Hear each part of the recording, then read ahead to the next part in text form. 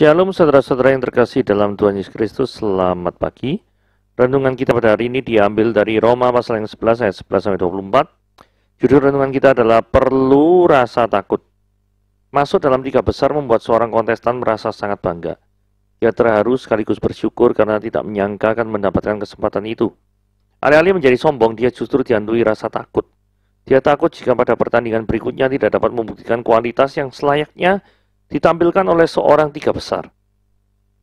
Karenanya sejak saat itu dia semakin giat mengasah kemampuannya guna untuk melayakan diri.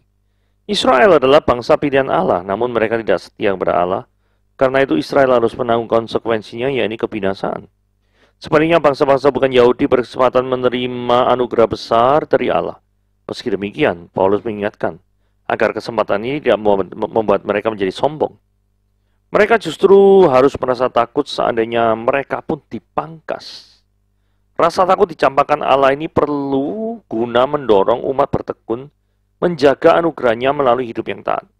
Sebab jika Tuhan tidak menyayangkan bangsa Israel yang notabene merupakan bangsa pilihannya sendiri, terlebih lagi terhadap orang di luar Israel. Sekalipun bermurah hati membuka anugerah bagi bangsa non-Israel, Allah tetap memegang prinsip dalam ketetapan, keadilan, dan kebenarannya.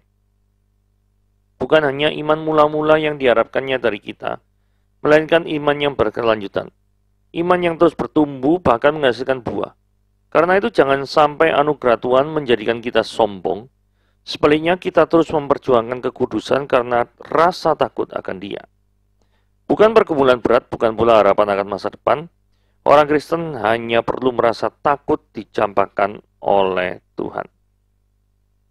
Oke, mari kita membaca renungannya ya. Apakah Anda semua sudah berada dalam komunitas yang tepat yang bisa menumbuh kembangkan kehidupan kerohanian Anda? Begitu ya. Oke, kita membacanya Roma pasal yang ke-11 ayat 11 sampai 24. Maka aku bertanya, adakah mereka tersandung dan harus jatuh? Sekali-kali tidak, tetapi oleh pelanggaran mereka, keselamatan telah sampai kepada bangsa-bangsa lain, supaya membuat mereka cemburu. Sebab jika pelanggaran mereka itu berarti kekayaan bagi dunia, dan kekurangan mereka kekayaan bagi bangsa-bangsa lain, terlebih-lebih lagi kesempurnaan mereka. Aku berkata kepadamu, hai bangsa-bangsa bukan Yahudi, justru karena aku adalah rasul untuk bangsa-bangsa bukan Yahudi, aku menganggap hal itu kemuliaan pelayananku. Yaitu kalau aku dapat membangkitkan cemburu di dalam hati kaum sebangsaku menurut daging, dan dapat menyelamatkan beberapa orang dari mereka. Sebab jika penolakan mereka berarti perdamaian bagi dunia, dapatkah penerimaan mereka mempunyai arti lain daripada hidup dari antara orang mati? Jikalau roti sulung adalah kudus, maka seluruh adonan juga kudus. Dan jikalau akar adalah kudus, maka cabang-cabang juga kudus.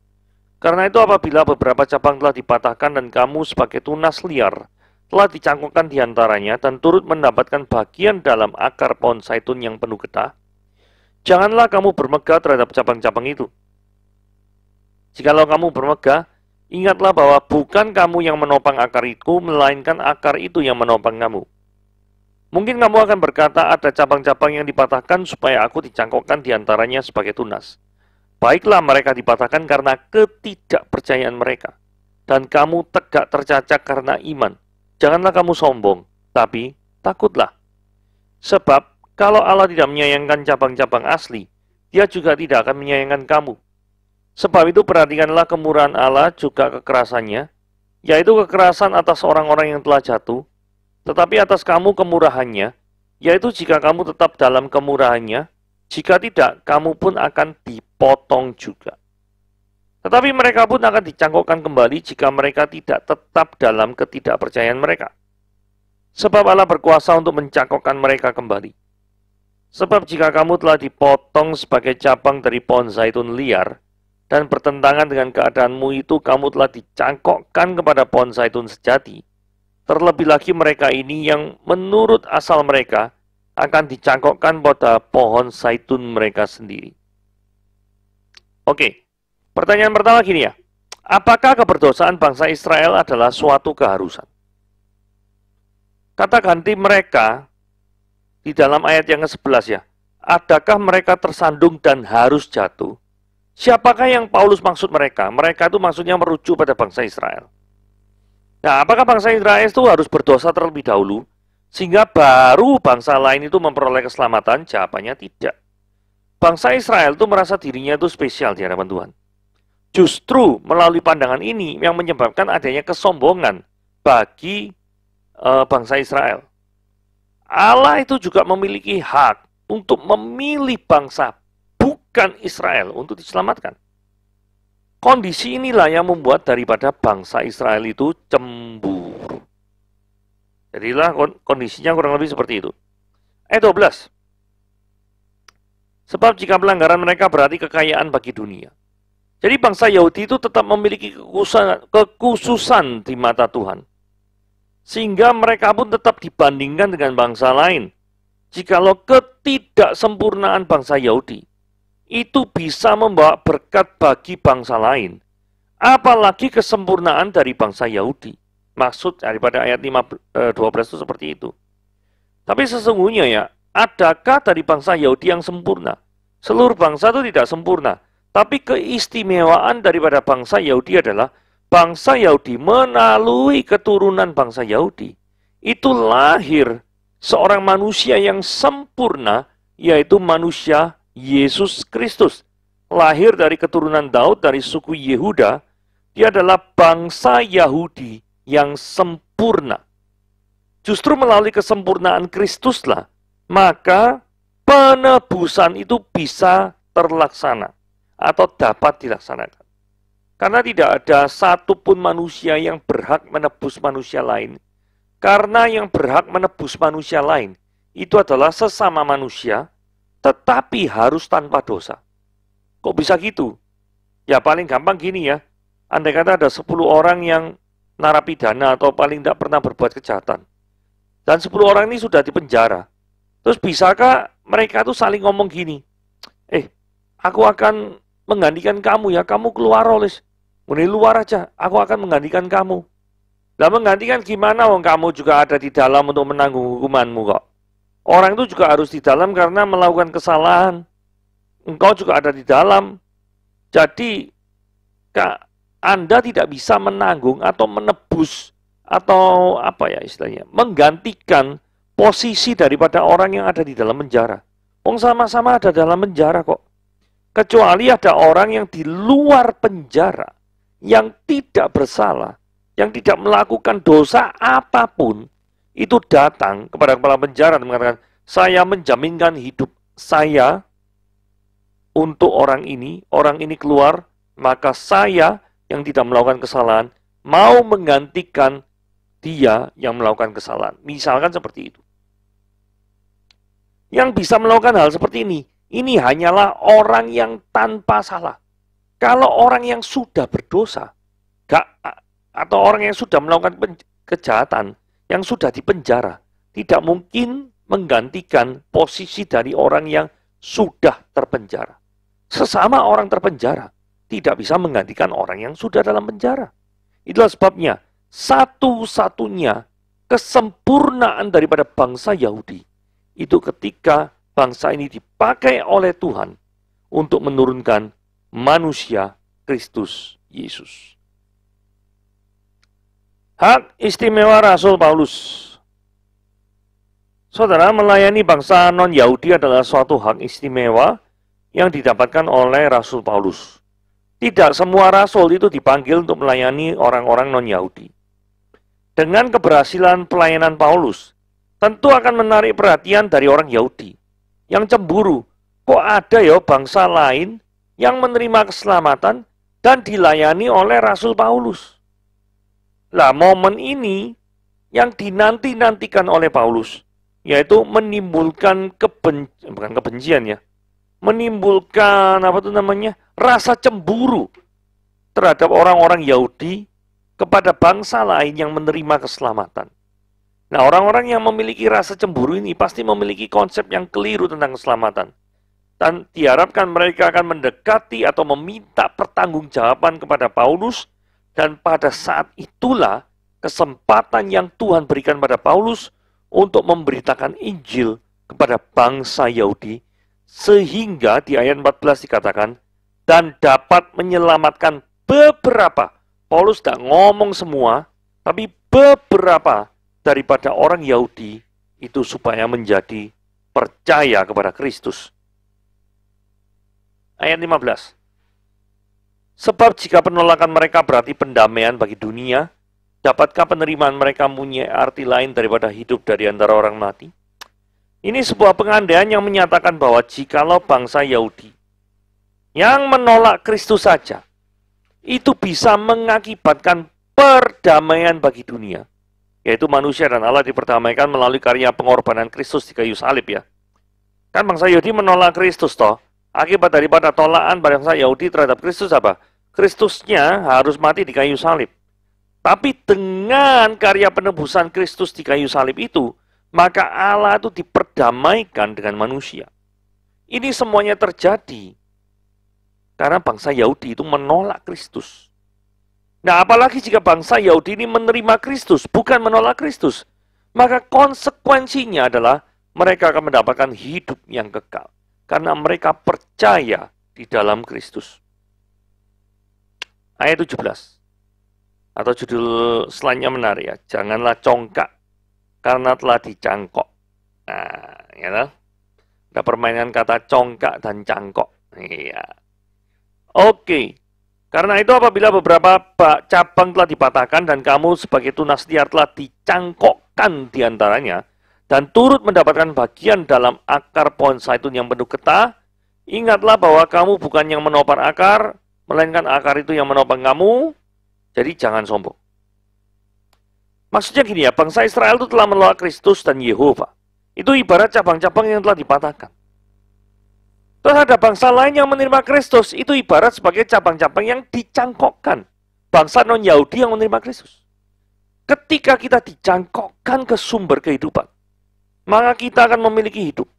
Tapi jika kita dilepaskan daripada sumber kehidupan, maka kita akan seperti cabang yang kekeringan dan mati. Ini persis sekali seperti yang dilukiskan dalam Yohanes pasal yang ke-15. Akulah pokok anggur yang benar. Ini persis sekali, dan kamulah ranting-rantingnya. Jikalau ranting itu terlepas daripada pokok anggur yang benar, maka ranting-ranting itu tidak ada gunanya selain daripada dibuang, diinjak orang, dan tidak ada gunanya. Karena ranting itu sudah tidak menempel lagi pada pokok anggur yang benar. Seperti ini perumpamaannya, yaitu akar, sumber daripada akar itu kan yang mencari makanan bagi tanaman. Jadi ini sumber kehidupan akar ini. Jikalau batang itu sudah dipatahkan dan tidak punya koneksi apapun terhadap akar, maka dia sudah mati. Sama seperti kehidupan manusia.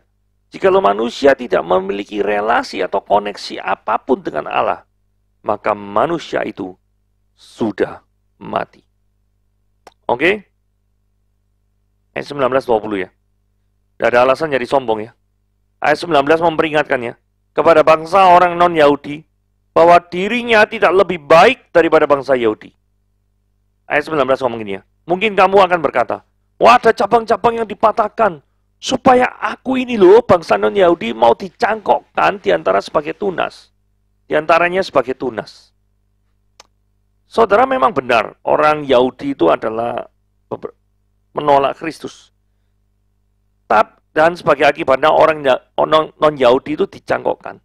Tapi bukan berarti ketika orang non-Yahudi ini dicangkokkan dan menerima Kristus, maka mereka tidak boleh untuk sombong akan situasi tersebut. Betul ya? Ketika bangsa Yahudi ini dipatahkan dari sumber kehidupan yang sejati, maka seharusnya mereka itu empati dong. Karena keselamatan datang dari bangsa Yahudi. Tapi kalau kepadanya keselamatan itu datang terus makin habis itu bangsa itu tidak percaya, betapa mirisnya hati ini. Suatu ironi yang besar, bukan? Bangsa non-Yahudi bisa tergabung dalam akar kebenaran karena adanya iman kepada Kristus. Betul ya? Kamu tegak tercacak karena iman. Bukan karena mereka telah melakukan perbuatan baik tertentu, maka mereka bisa selamat. Oke, perbedaan sikap dua bangsa. Ayat 22 ya. Sebab itu perhatikanlah kemurahan Allah juga kekerasannya. Yaitu kekerasan terhadap orang-orang yang telah jatuh. Sikap 1 ya. Sikap 2. Tetapi atas kamu bangsa orang non-Yahudi, kemurahannya. Jika kamu tetap di dalam kemurahannya, jika tidak, kamu akan dipotong juga. Saudara, Allah keras terhadap bangsa Yahudi. Kenapa? Karena secara turun-temurun mereka diajarkan Taurat berulang-ulang siang dan malam. Itulah sebabnya ketika bangsa Israel jatuh dalam dosa, maka Allah sangat keras sekali pada mereka. Allah tidak terlalu keras pada bangsa asing, karena bangsa asing non-Yahudi tidak mengenal Yehova sebagai sosok satu-satunya yang pantas dan layak disembah. Karena itu Allah melakukan pendekatan yang berbeda. Ada kemurahan yang Tuhan berikan kepada orang yang memang benar-benar tidak memiliki akses atau sarana apapun untuk mengenali dirinya. Gitu ya. Tetapi bagi setiap kita yang sudah mengenal daripada Kristus, sudah dicangkokkan ke dalam kasih karunia, tapi kalau misalkan hidupnya itu tidak mau mengikuti Kristus, maksudnya murtad gitu ya, maka kamu akan dipotong juga. Selalu ada jalan bagi mereka yang mau kembali. Ayat 23 ya. Tetapi mereka pun, orang bangsa Israel ya, akan dicangkokkan kembali jika mereka tidak tetap dalam ketidakpercayaan mereka. Jadi sudah meninggalkan ketidakpercayaan mereka. Sebab Allah itu berkuasa untuk mencangkokkan mereka kembali. Saudara, ada pengharapan bagi bangsa Yahudi yang mau kembali ke jalan yang benar. Artinya, yang dicangkokkan itu bukan hanya bangsa non-Yahudi, tapi bangsa Yahudi pun bisa dicangkokkan kembali. Saudara, sesungguhnya tidak ada mustahil bagi Tuhan. Jikalau ada yang merasa bahwa kasih itu sudah tidak ada lagi, maka percayalah bahwa kasih Allah itu sungguh amat besar, sehingga tidak ada dosa yang terlalu besar bagi Allah, sehingga Allah itu tidak bisa melakukan pengampunan. Nggak ada. Kembali kepada Allah adalah hal yang sangat indah yang dapat dialami oleh orang-orang berdosa. Saudara, jikalau Anda selama ini jauh daripada Tuhan, kembalilah. Bukan kebetulan Anda mendengarkan siaran saat ini.